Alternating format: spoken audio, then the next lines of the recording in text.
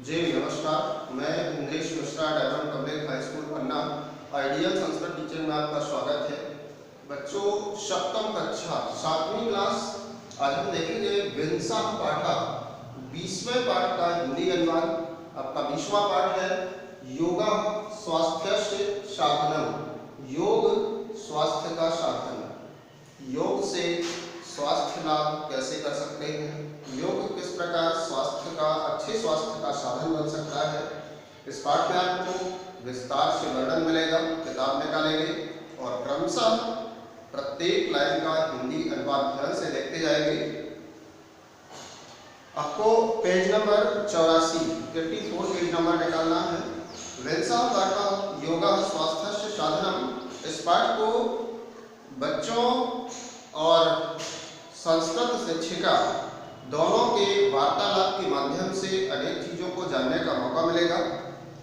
पुस्तक में सबसे पहले संस्कृत शिक्षिका विद्यावती स्वछात्रां सुलभाम अपृच्छत्। संस्कृत शिक्षिका विद्यावती अपनी छात्रा सुलभा से पूछते हैं। संस्कृत पढ़ाने वाली जो क्लास में शिक्षिका है उनका नाम विद्यावती है। वो अपनी एक छात्रा सुलभा से प्रश्न करती हैं। विद्यावती कहती हैं, सुलभे ह्यः त्वं कक्षायाम् उपस्थित न आसीः किं कारणम्। हे सुलभा, तुम कल कक्षा में उपस्थित नहीं थी, क्या कारण है। एक दिन पूर्व उनकी छात्रा सुलभा क्लास में उपस्थित नहीं थी। यही उन्होंने उससे प्रश्न किया, हे सुलभा, आप कल क्लास में कक्षा में उपस्थित नहीं थी, इसका क्या कारण है। तो छात्रा उनकी बोलती है, महोदय रात्रौ मम उदरपीड़ा आसीत्। हे महोदय महोदया, रात्रि में मेरे पेट में दर्द था। उदरपीड़ा अर्थात पेट में दर्द होना, रात्रि में मेरे पेट में दर्द था। गत सप्ताहे अपि अनेन कारणेन पीड़िता आसम्। पिछले सप्ताह में भी मैं इसी दर्द से पीड़ित थी। पिछले सप्ताह में भी मुझे यही परेशानी थी, इसी दर्द से परेशान थी मैं। कदाचित ज्वरः वर्तते, कभी बुखार होता है। अन्नपचनं सम्यक् नास्ति, खाना अच्छे से नहीं पचता है। क्षुधाभावः सदैव अस्ति, हमेशा भूख नहीं लगती। कुछ मुझे इस प्रकार से परेशानी हो रही है, पिछले सप्ताह से खाना अच्छे से नहीं पचता, नींद नहीं आती और कभी बुखार हो जाता है। तो विद्यावती उनकी जो शिक्षिका है बोलती हैं, एतत् चिन्तनीयम्, ये तो सोचनीय है, अर्थात ये विचार करने योग्य है। वैद्यस्य किम अभिमतम्। आपके जो चिकित्सक हैं उनकी क्या सलाह है, वैद्य की क्या सलाह है। तो सुलभा ने कहा, वैद्य औषधि योजनां करोति। वैद्य जो डॉक्टर हैं वो उपचार करते हैं, औषधियाँ देते हैं, दवाइयाँ दे रहे हैं। किंतु स्थगिते औषधे पुनः पीड़ा प्रादुर्भवति। किंतु जैसे ही दवाइयाँ समाप्त होती हैं, उनकी डोज खत्म होती है, वैसे ही दर्द पुनः प्रारंभ हो जाता है। ना जाने किम कर्तव्यमिति, ना जाने क्या करूं। अब समझ में नहीं आता कि मैं इस समय क्या करूं। धिगस्तु रुग्ण जीवनम। इस रोगी जीवन को धिक्कार है। परेशान होने के पश्चात जब व्यक्ति बोलता है तो कुछ ऐसी ही बात मुंह से आती है कि रोगी जीवन को धिक्कार है। विद्यावती कहती हैं, यदा औषध सेवनम रोगान न उन्मूलयति तदा योगोपचार कर्तव्यः। शिक्षिका ने कहा, जब औषधियों से आपके रोग का उपचार नहीं होता है तो योग उपचार करना चाहिए, योग का सहारा लेना चाहिए। योग कक्षां गत्वा योग शिक्षिकायाः मार्गदर्शनं कुरु। योग कक्षा में जाकर के जो योग शिक्षिका है उनका मार्गदर्शन लो। सा चिकित्सां करिष्यति, शायद वो कुछ चिकित्सा करेगी। सुलभा ने कहा, महोदय योग मार्गः तो सन्यासी नाम मार्गः। योग का रास्ता तो सन्यासियों का मार्ग है। हे महोदया, योग करने अगर मैं जाती हूँ तो ये तो एक सन्यासियों का काम है। संसार त्यागं न इच्छामि, और मैं इस उम्र में इस अवस्था में नहीं हूँ कि संसार त्यागना चाहती हूँ। मैं संसार त्यागना नहीं चाहती। अहम छात्रा अस्मि, मैं एक छात्रा हूँ। विद्यावती ने कहा, न एतत्, नहीं ऐसा नहीं है। योगेन शरीरम चित्तम अपि स्वस्थम भवति। योग से शरीर और मन स्वस्थ होता है। योग करने से शरीर और मन दोनों स्वस्थ होते हैं। शरीरमाद्यम खलु धर्म साधनम इति प्रसिद्धम वचनम, शरीर ही सबसे पहला धर्म का साधन है, ये प्रसिद्ध विचार है। स्वस्थे शरीरे अध्ययनम सुकरम भवति, स्वस्थ शरीर में अध्ययन अच्छा होता है। जब स्वास्थ्य अच्छा होगा तो अध्ययन अच्छी प्रकार से करने में मन होता है। तेन चित्तस्य एकाग्रता भवति, और उससे मन की एकाग्रता होती है। कार्य कौशलम जायते, कार्य में कुशलता उत्पन्न होती है, किसी भी कार्य को करने में अच्छी तरह से मन लगता है, उसमें कुशलता उत्पन्न होती है। योगस्य अभ्यासेन अनेके लाभा संभवन्ति, योग अभ्यास से अनेक लाभ संभव होते हैं। अन्यस्मिन् दिने शुभा योग कक्षां गत्वा योग शिक्षिकां सार्धां मिलितवती, अपनी संस्कृत शिक्षिका की बात सुलभा को समझ में आई और दूसरे दिन सुलभा ने क्या किया, योग कक्षा में जाकर के योग शिक्षिका शारदा से मिली। सुलभा ने कहा, नमस्ते भगवती, हे भगवती शिक्षिका, आपको मेरा नमस्कार है। अहम सुलभा, मेरा नाम सुलभा है। मम शिक्षिका विद्यावती भगवती मेलतुम मां समादिशत, मेरी शिक्षिका जो संस्कृत शिक्षिका है विद्यावती, उन्होंने मुझे आपसे मिलने की सलाह दी।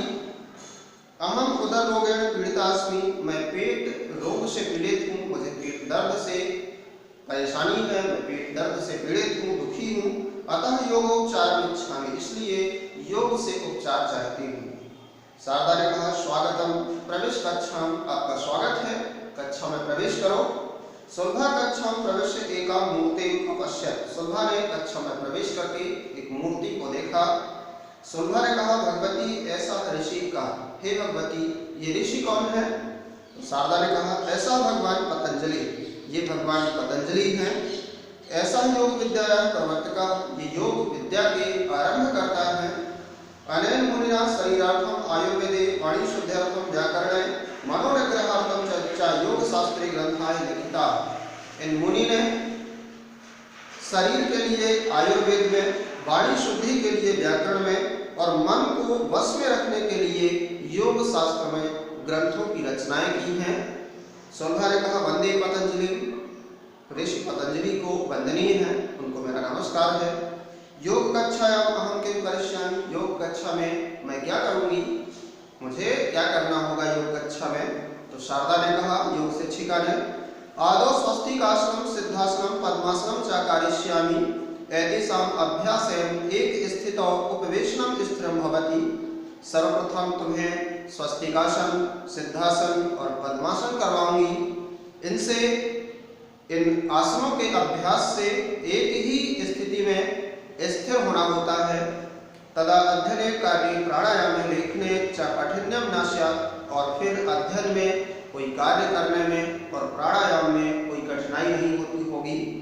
सुलभा ने कहा, रोग निवारणार्थम का उपाय, रोग को दूर करने का क्या उपाय है? मेरा जो रोग है उसको दूर करने का क्या उपाय है? शारदा ने कहा, कानिचित आसनानि उदर रोग उपचारे प्रयुक्तानि, कुछ आसन इसमें से ऐसे हैं जो पेट दर्द के उपचार में प्रयुक्त होंगे। कानिचित हस्तपादयोः संचालने सहायकानि, कुछ आसन हाथ पैरों के संचालन में सहायक होंगे। कानिचित संधि रोगम उन्मूलयन्ति, और कुछ आसन संधि रोगों को दूर करते हैं। सुलभा ने कहा, कहा ऐसा प्राणायाम, ये प्राणायाम क्या है? प्राणायाम एक नया शब्द है मेरे लिए, ये प्राणायाम क्या है? किम एतद अपि आसनम, क्या ये भी कोई आसन का प्रकार है? शारदा ने कहा, ना, नहीं। प्राणायामेन श्वासोच्छ्वासनावासनम नियंत्रितम भवति, प्राणायाम से सांस को रोकने की क्रिया नियंत्रित होती है।